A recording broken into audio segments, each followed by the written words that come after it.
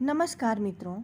आज मैं मुंशी प्रेमचंद जी द्वारा रचित कहानी भूत शीर्षक का चौथा भाग लेकर आई हूँ।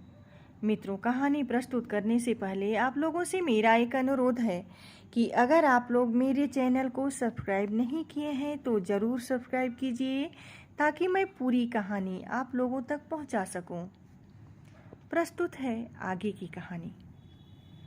उनके पालन और शिक्षा के लिए कोई ठिकाना नजर न आता था। मंगला मर ही चुकी थी। लड़की का जो ही विवाह हो जाएगा वह अपने घर की हो जाएगी, फिर चौबे से नाता ही टूट जाएगा। वह इसी चिंता में पड़ी हुई थी कि चौबे जी पहुँचे, मानो देवता स्वयं वरदान देने आए हों। जब चौबे जी भोजन करके लेटे तो सास ने कहा, भैया कहीं बातचीत हुई कि नहीं?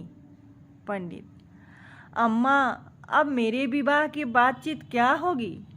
सास, क्यों भैया, अभी तुम्हारी उम्र ही क्या है? पंडित, करना भी चाहूँ तो बदनामी के डर से नहीं कर सकता, फिर मुझे पूछता ही कौन है? सास, पूछने को हजारों हैं, दूर क्यों जाओ, अपने ही घर में लड़की बैठी है। सुना है तुमने मंगला के सब गहने बिन्नी को दे दिए हैं। कहीं और विवाह हुआ तो ये कई हजार की चीज़ें तुम्हारे हाथों से निकल जाएगी। तुमसे अच्छा घर मैं कहाँ पाऊंगी? तुम उसे अंगीकार कर लो तो मैं तर जाऊं। अंधा क्या मांगे दो आंखें। चौबे जी ने मानो विवश होकर सास की प्रार्थना स्वीकार कर ली। बिन्नी अपने गांव के कच्चे मकान में अपनी माँ के पास बैठी हुई है। अब की चौबे जी ने उसकी सेवा के लिए एक लौड़ी भी साथ कर दी है।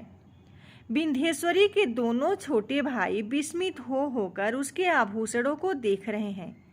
गांव की और कई स्त्रियां उसे देखने आई हुई हैं और उसके रूप लावण्य का विकास देखकर चकित हो रही हैं। यह वही बिन्नी है जो यहाँ मोटी फरिया पहने खेला करती थी। रंग रूप कैसा निखर आया है। सुख की देह है ना। जब भीड़ कम हुई, एकांत हुआ तो माता ने पूछा, तेरे भैया जी तो अच्छी तरह है न बेटी? यहाँ आए थे तो बहुत दुखी थे। मंगला का शोक उन्हें खाए जाता है। संसार में ऐसे मर्द भी होते हैं जो स्त्री के लिए प्राण दे देते हैं। नहीं तो यहाँ स्त्री मरी और चट दूसरा विवाह रचाया गया। मानो मनाते रहते हैं कि यह मरे तो नई नवेली बहू घर लाए। बिंधे, उन्हें याद करके रोया करते हैं। चली आई हूँ न जाने कैसे होंगे। माता, मुझे तो डर लगता है कि तेरा विवाह हो जाने पर कहीं घबराकर साधु फकीर न हो जाए। बिंधे, मुझे भी तो यही डर लगता है, इसी से तो मैंने कह दिया कि अभी जल्दी क्या है। माता, जितने ही दिन उनकी सेवा करोगी उतना ही उनका स्नेह बढ़ेगा और तुम्हारे जाने से उन्हें उतना ही दुख भी अधिक होगा। बेटी, सच तो यह है कि वह तुम्ही को देखकर जीते हैं। इधर तुम्हारी डोली उठी और उनका घर सत्यानाश हुआ। मैं तुम्हारी जगह होती तो उन्हीं से ब्याह कर लेती। बिंधी, ऐ हटो अम्मा, गाली देती हो। उन्होंने मुझे बेटी करके पाला है, मैं भी उन्हें अपना पिता समझती हूँ। माता, चुप रह पगली, कहने से क्या होता है? बिंदी, अरे सोच तो अम्मा, कितनी बेढंगी बात है। माता, मुझे तो इसमें कोई बेढंगापन नहीं देख पड़ता। बिंदी, क्या कहती हो अम्मा उनसे? मैं तो लाज के मारे मर जाऊं। उनके सामने ताक न सकूं, वह भी कभी न मानेंगे। मानने की बात भी है कोई? माता, उनका जिम्मा मैं लेती हूँ, मैं उन्हें राजी कर लूँगी।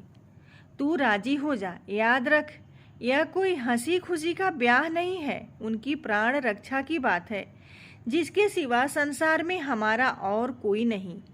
फिर अभी उनकी कुछ ऐसी उम्र भी तो नहीं है, 50 से 2 ही 4 साल ऊपर होंगे।